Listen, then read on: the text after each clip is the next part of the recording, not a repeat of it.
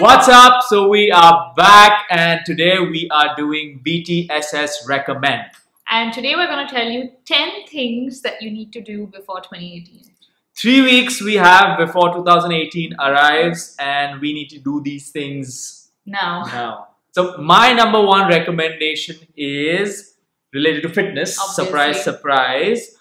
So a lot of people have fitness resolutions for January. But the trick is to actually start in December so that you have some momentum going into January, and then that just helps you stay motivated that much longer. Yeah, and kind of eases you into it. Like I remember you were saying the 1st of Jan, the gym is always packed because everybody shows up. All the New Year's resolutioners, they show up, and in 2 weeks they're all gone. So the idea is to actually get started, you know.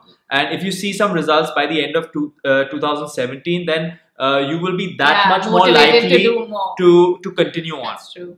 So it's a hack, and I think if you have a fitness resolution for January, you need to start now. Okay, so I should go now, okay? Number 2 is your favorite. Declutter and clean your closet. Oh, thank God. So and I'm glad it's coming from you. It's something I do on an annual basis, and honestly, I've been living away from Weber for a week, and I turned my old room into a complete mess, which is when I realized that you've made me a much less messy person. Yes, get to the point. So definitely clean out your closet. Like as women, we have lots of shoes, bags, accessories, clothes that we don't need. And even I think you would have some stuff. And I think that shouldn't be limited only to the closet. Even like just declutter your house. Yeah. Your space, there are so many things that we don't use, we don't need. Yeah. So it's a good idea to actually let them go, because things that have not been used or will not be used have, you know, this dampening energy that sort of I don't like it.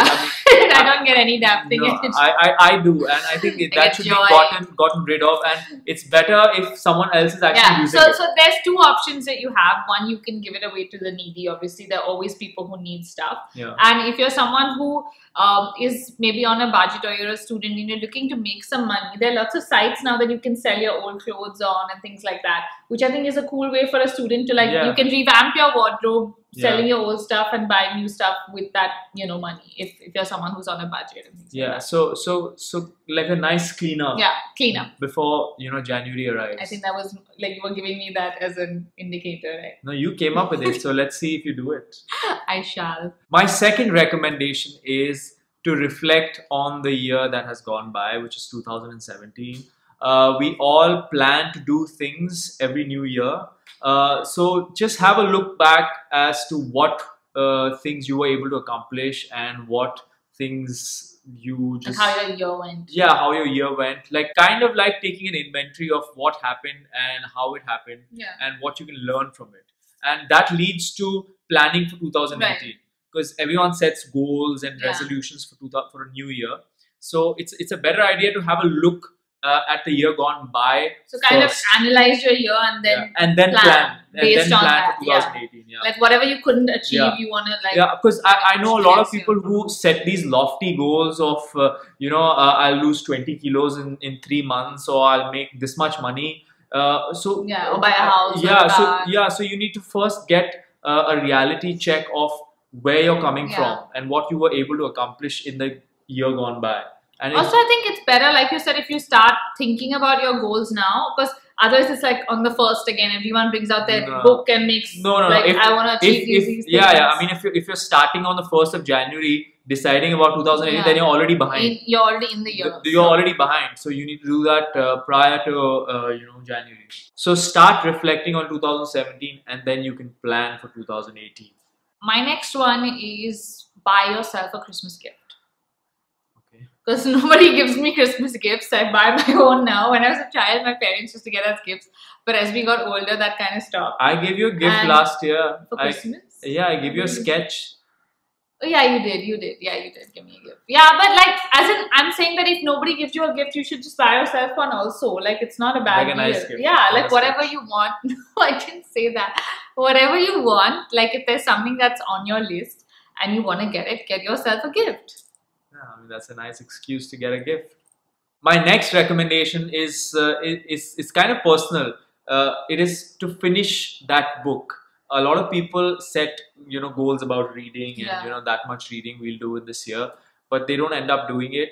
And that comes from my experience, because for 2017 I had decided that I'll read these many books, but I haven't been able to read in 2017. Doesn't mean that I didn't learn a lot, but I did learn from other sources. But reading kind of took a back seat. So in the last 2 days, I finished a book which had been on my desk for the last 1 month. Which was my book, which he stole, and the name of the book is The Book Thief. So how The Book Thief. How appropriate. So, for you. So I read about 350 pages in 2 days because I wanted to finish that book, and it kind of gives you that completion, that satisfaction, that commit to it, finish it. It's a small win. It's a small win for yourself, and it kind of helps you if you're into reading. Number 6 is all about food. So the holidays are all about food. Like, I feel like, I mean, yours are like only about gifting yourself and eating. And eating. And I did clean my closet also. You haven't yet. You will. So sure. I feel like at the end of the year, you have to have at least one epic meal. Like, it could be like a home, like host a dinner at home, or like go to this restaurant that you've been meaning to try. But like a really, really good meal. Like, the food has to be amazing. It could be a fancy meal. It could be fancy. It could be like a big family dinner at home. But have like a major, amazing, like epic celebratory. Meal. Yeah. To celebrate the year and bring in the new year. Sure. And taking up on that point, my next recommendation is to say goodbye to 2017 with a grand gesture. And that is a very subjective thing. Like, it could mean different things to different people. Right. Like, it could be taking a trip that you've been planning to, or you've been hoping for, or maybe getting something off your bucket list. Like, you wanted to skydive. So maybe bungee jump, scuba dive, maybe anything that is there that you've been wanting to do for a while but haven't done it. It's a nice idea to do it at the end of this year. Then you'll remember it, and also the ending of the year will register, because sometimes it just does not register. With the holidays and everything, it's like 2017 is here, then 2018 comes, and January is gone, and you don't even know that the year's gone by. And sometimes I don't think you haven't, like you're saying, a factor to establish that year. Like, that's the year you did something epic. You don't have that. Like, you'll remember the end of 2017 because you did that thing. Yeah. So do it. The next one is do some kind of charity or help the needy in whatever way you can. Volunteer through donations, but like set out some time or money for this. Like, it's the best time in the year. I mean, there's always a good time to do this, but like at this point, you should kind of think of other people at the end of the year and do something for them as well. Yeah, that's good. My last recommendation is to express gratitude. By that I mean to just say thank you to people who made your 2017 better. It could be, your wife, it could be your girlfriend, it could be your mother, your father, your friends, your teacher. So just maybe just making that call, picking up the phone, or just have a face-to-face conversation saying thank you for making my year better. I'm right here. Say it. Thank you, Shahrazad. You're welcome. Wow, that was so personal. Okay, my last one is not emotional like yours. It's something fun, and it's something I love doing. Go dancing.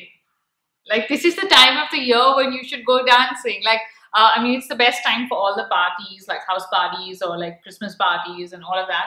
And if you have nowhere to go, just put on some music and dance at home.